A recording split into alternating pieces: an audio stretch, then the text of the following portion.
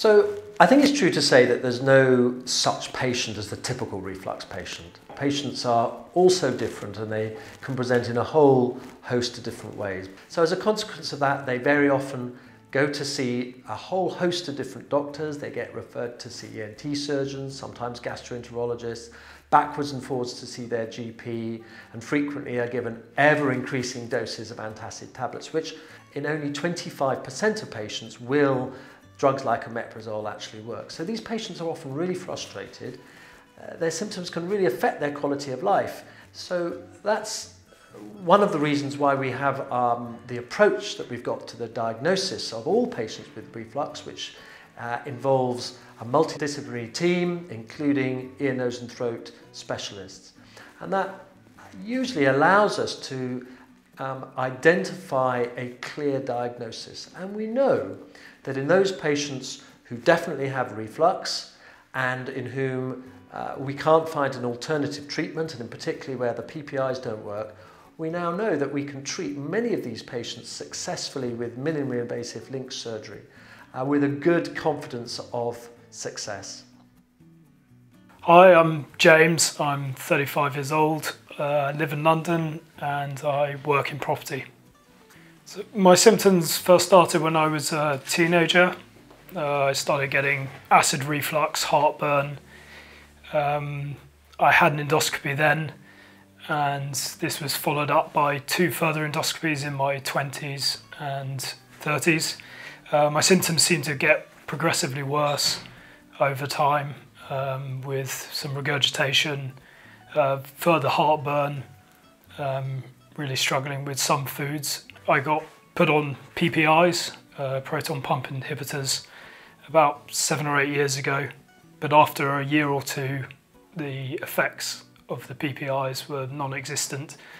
So my symptoms have really affected my lifestyle.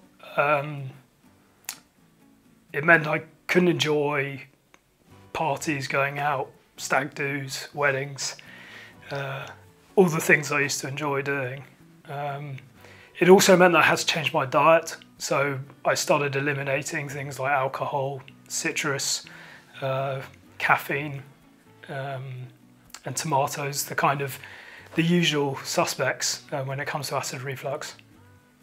So I got in touch with my GP directly after I found out about the LINX procedure and the potential benefits of the procedure and what it could do for me. She then referred me to RefluxUK and Nick Boyle.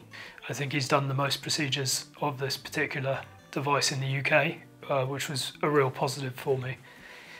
I came down to the spa in Tunbridge Wells and had some diagnostic tests. Nick recommended that I take some pills that would encourage the esophagus to work a bit better, work a bit harder. These seem to have an effect and actually work. My scores went up to a level that was on the cusp, but enough that I could go ahead with the LINX procedure. So the process from having my final consultation with Nick to being here waiting for my operation has just been a week, so very short time.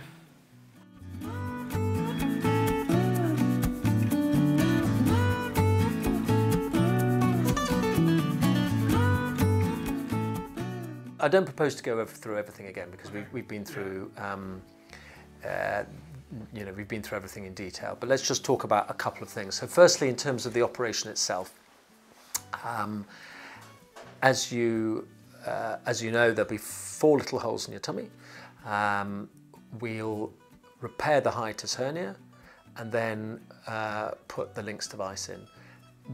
We'll measure the esophagus, so everybody is slightly different size, so we'll tailor the size of the implant for you. Okay. All right. So the operation will take about 30 to 45 minutes, and the plan will be that once you've woken up, recover from the anaesthetic, you'll go home later on this evening. So in terms of recovery, you'll be up and around walking straight away. Most people find that within a few days you're more or less back to normal, and certainly by a week to 10 days you should be absolutely fine. But I probably want you to avoid heavy lifting and heavy physical exercise for about 6 weeks or so, just to let the repair settle down. Okay. I think one thing I would emphasise, and I emphasise this to everybody, but I sometimes sound like a broken record, is that you will have to wait probably 6 months or so to judge the final outcome. Okay. But having said that, most people will find that those symptoms, that regurgitation problem, that acid heartburn, that will probably just go away straight away. Okay. So hopefully, the kind of trigger foods like with coffee and tomatoes. well, hopefully the whole point of the operation is to get you back to normal, Yeah. so you'll be able to have a beer and a cappuccino without any problem. That's fine.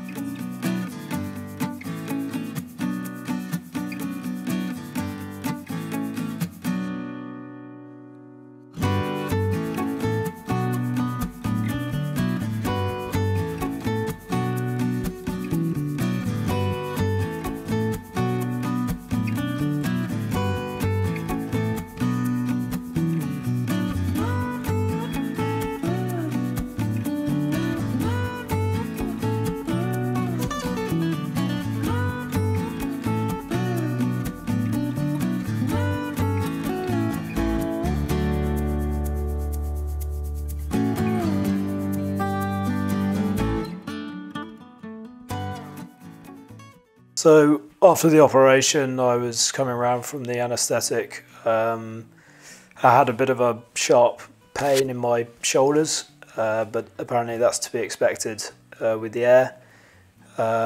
It's still a bit painful now, the morning after, but certainly a lot less. My stomach, there's 4 small incisions, and actually the pain from that has been really nothing at all. There's just a slight soreness. So I came around from the surgery fairly late.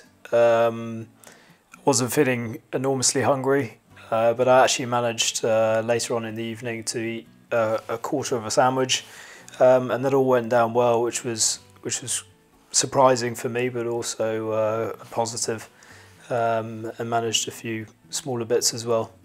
So when I came out of surgery and was being brought back to the room, Mr. Boyle came to see me. He had previously spoken to my wife and passed on the news that the surgery all went well.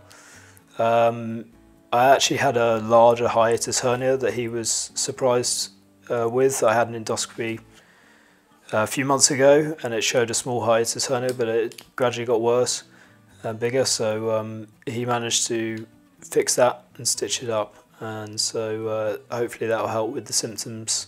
I'd certainly recommend the procedure or going to see a specialist like Nick if you're suffering from many symptoms like I have been for the last few years. I think you can normalise it. If you're living with it day in, day out, you kind of get used to the symptoms. It's not a normal life and it's not pleasant, so yeah, definitely worth it. Nick's fantastic. He's very approachable. But also he tells you exactly what you want to hear. He has that confidence that he knows what he's doing, and that he can help you. He genuinely wants to help people that are suffering.